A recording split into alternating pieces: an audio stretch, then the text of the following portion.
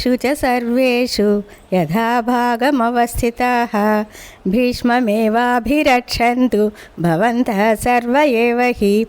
కనుక మీరందరూ మీ మీ స్థానములలో సుస్థిరముగా నిలిచి అన్ని వైపుల నుండి నిశ్చయముగా భీష్ముని రక్షించుచుండు. తస్య సంజనయన్ హర్షం కురు వృద్ధః పితామహః సింహనాదం వినద్యోచ్చైః శంఖం దద్మో ప్రతాపవాన్. కురువృద్ధుడును ప్రతాపశాలీను అయిన భీష్మ పితామహుడు దుర్యోధుని ఈ మాటలు విని అతన్ని సంతోషపరచుటకై ఉచ్చస్వరముతో సింహనాదమునర్చి తన శంఖమును పూరించెను. తత శంఖాశ్చ భేర్యశ్చ పణవానక గోముఖాః సహసైవాభ్యహన్యంత సశబ్దస్థుములోభవత్.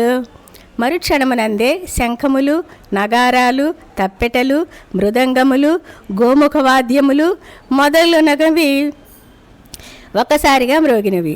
దిక్కులను పిక్కటిల్లజేయు ఆ వాద్యనాదములు భయంకరములై ఒప్పినవి. తత శ్వేతైర్హయైర్యుక్తే మహతి స్యందనే స్థితో మాధవ పాండవశ్చైవ దివ్యౌ శంఖో ప్రదద్మతుః.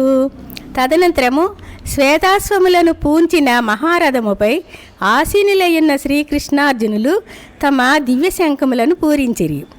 పాంచజన్యం హృషీకేశో దేవదత్తం ధనంజయః పౌండ్రం దద్మౌ మహాశంఖం భీమకర్మా వృకోదరః.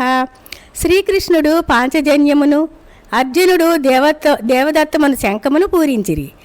అరివీర భయంకరుడైన భీముడు పౌండ్రము అను మహాశంఖమును పూరించెను.